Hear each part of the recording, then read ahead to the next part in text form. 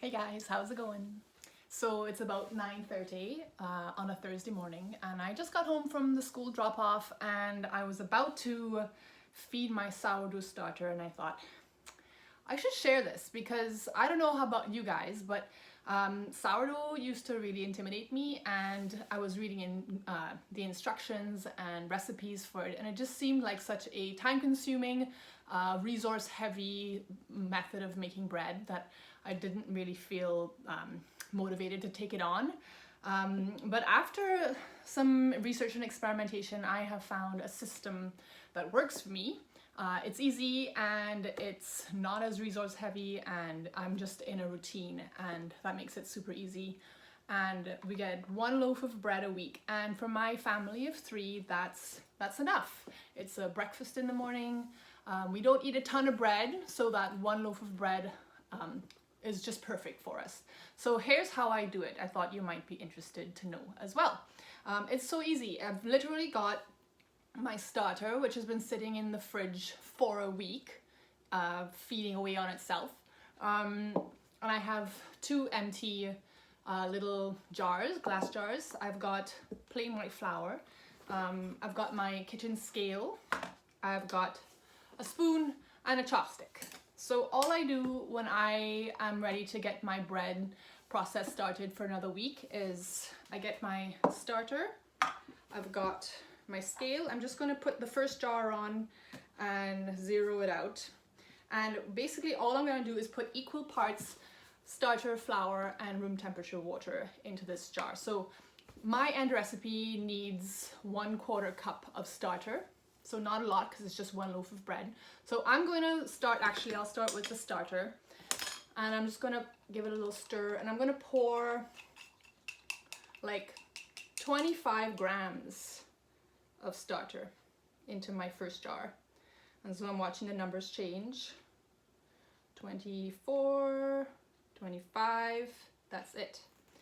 Now I'm going to add 25 grams of flour. So you could do the math, super easy math. 25, I'm looking for 50. You could also just zero out between.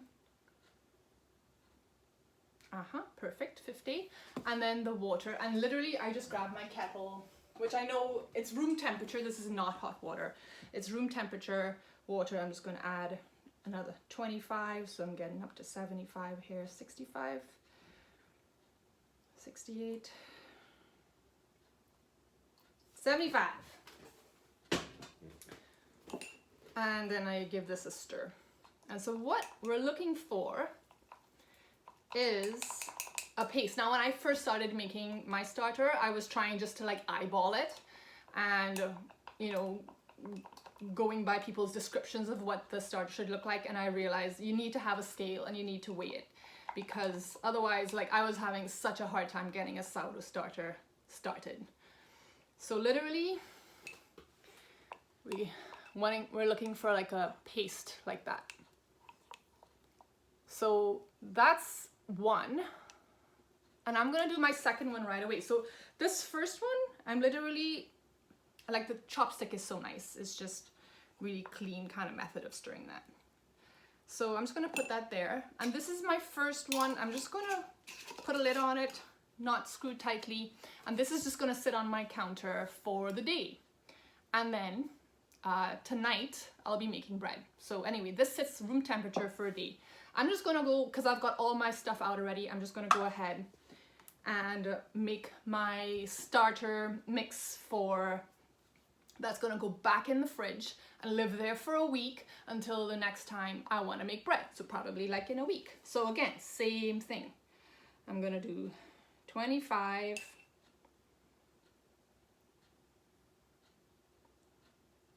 and 25, oops, make a little mess.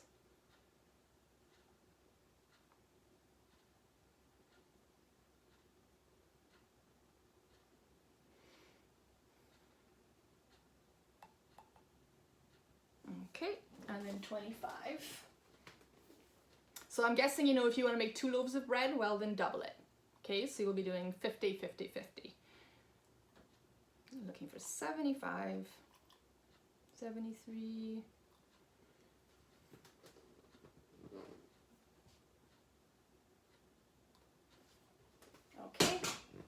Now I'm gonna give this his little stir.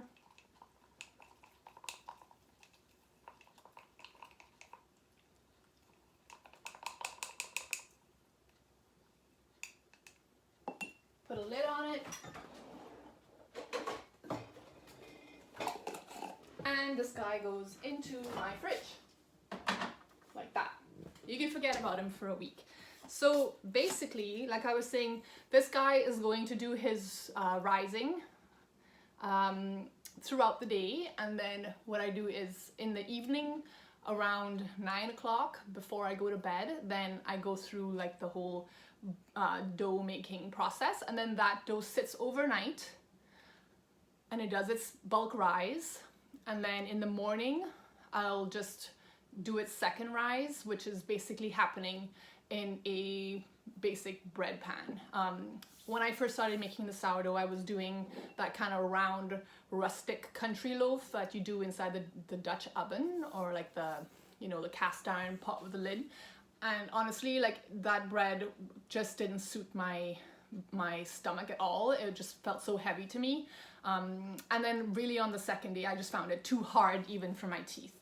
So I found a loaf recipe that uses the same sourdough, and it's really easy and it's yummy and my family loves it, and it's just like a good bread to have on the counter to serve like with your avocado toast or bananas and almond butter in the morning.